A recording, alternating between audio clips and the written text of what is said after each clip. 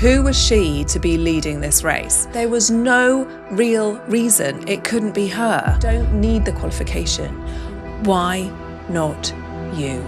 I'm Kate Oram, and this is Lessons from the Touchline. Right, question for you. Have you ever had a moment where you're doing the thing, actually in the middle of doing the thing, and a little voice in your head asks quite calmly, why not you? Not why you in a doubtful way, why not you in a why on earth are you hesitating way? Okay, so stick with me because I want to tell you about a woman who had exactly that thought in the middle of a 250-mile race, and it's one of my favourite sports stories going at the moment. Her name is Rachel Entrekin.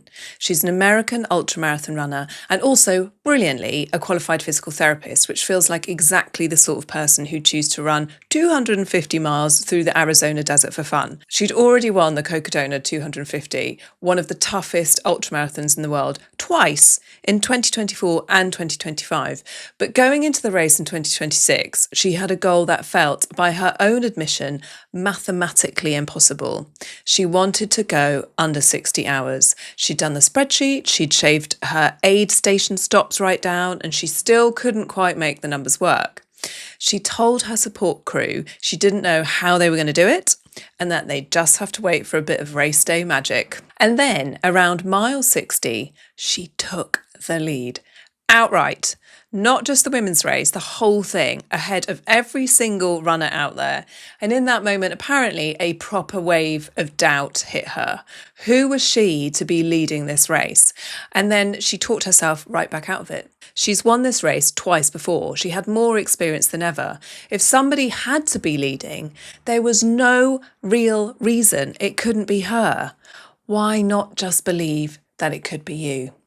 She held the lead. She finished in 56 hours and 9 minutes, beating every man and every woman in the field, smashing the course record by 2.5 hours. Oh my gosh, that's huge. And becoming the first woman in the race's history to win it outright. So here's the bit of her story I found even more useful than the finish line though. Before any of that happened, before the records and the sponsors, she was completely unknown in that world. As recently as 2024, she was running a GoFundMe campaign just to cover her race entry costs because a strong season hadn't produced a single sponsor offer. When she finally did get picked up by a sponsorship, the money genuinely wasn't enough to live on properly. She quit her job anyway. She decided, in her own words, to bet on herself. And that instinct, by all accounts, goes right back to how she got into the sport in the first place. Early on, apparently, she just said yes to more or less everything anyone asked her to run, any distance, any pace, any type of race, without waiting to feel ready or qualified for any of it.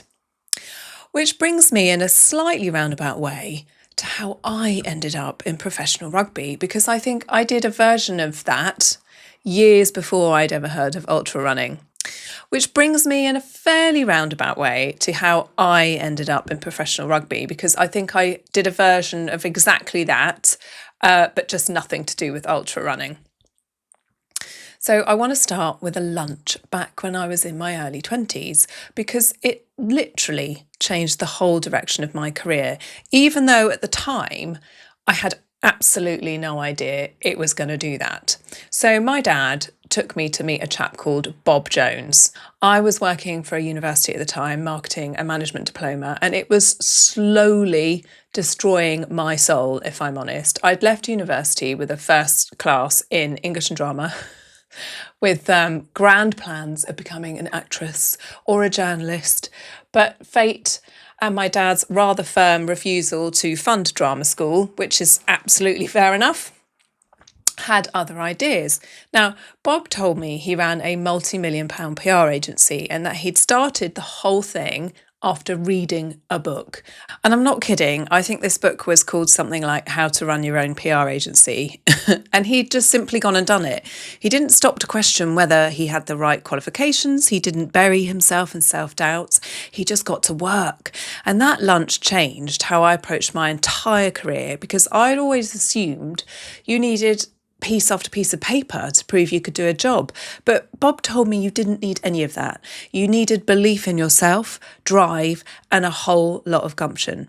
Now, not long after that lunch, I was at Twickenham and England were playing Australia, and I was sitting high up in the stands with my dad, the way we always did, and England scored a try and the whole stand erupted. And my dad threw his arm around my shoulders, and somewhere in the middle of all that noise and joy, a voice in my head said quite clearly, I want to do this. And I didn't really understand what this meant. And I had 0 qualifications in sport and no contacts whatsoever. But I decided to get the experience anyway, whatever it took. So a bit like Rachel and her yeses, what followed was months of saying yes to absolutely everything.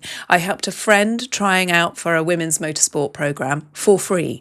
I helped a professional pentathlete and his girlfriend with their website for free.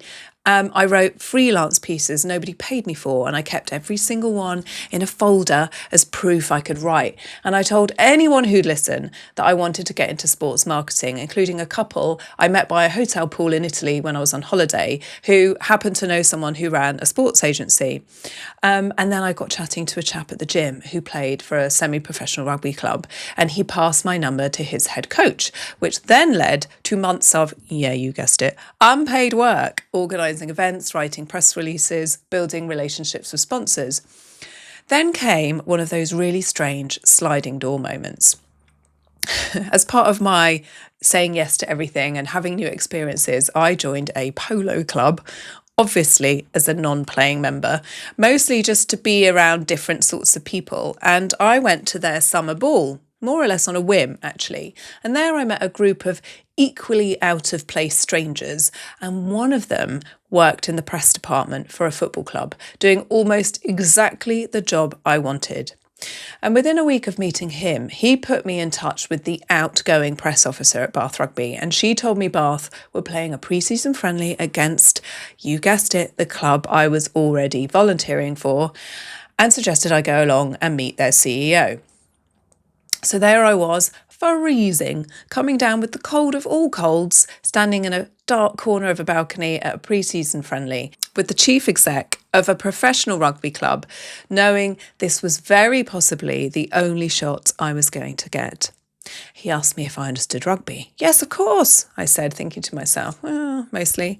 Then he asked me if I could write match reports. Yes, I said immediately without hesitation. Now, I had written for my university paper, I'd written match reports, but, outside of that, I'd never written a proper match report in my life.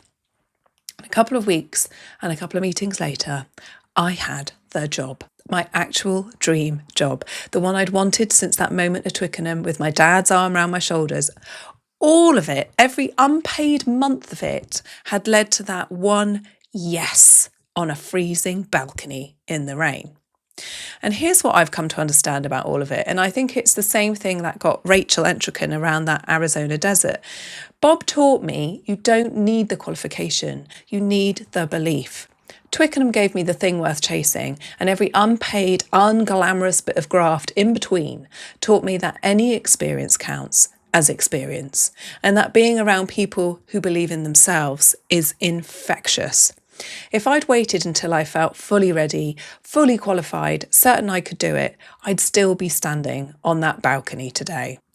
So here's what I want you to take from this one. Don't wait for the opportunity to arrive fully formed. If you want to change your job, start looking. If you want to retrain, find the course and get enrolled. Don't wait for someone to hand you a piece of paper that says you're allowed to try. And if you ever find yourself out in front, in whatever your version of mile 60 is, wondering who on earth you think you are to be leading, I want you to ask yourself the exact question Rachel Entrekin asked herself. Why not you? Say yes first, clearly and immediately, and work out how afterwards. Be the captain of your own team, even when that team is just a team of one. That's really rather exciting if you let it be. That's it for this episode of Lessons from the Touchline. I'm Kate Oram. Find me on Spotify, YouTube, and come and say hello over on Substack. I will see you next week.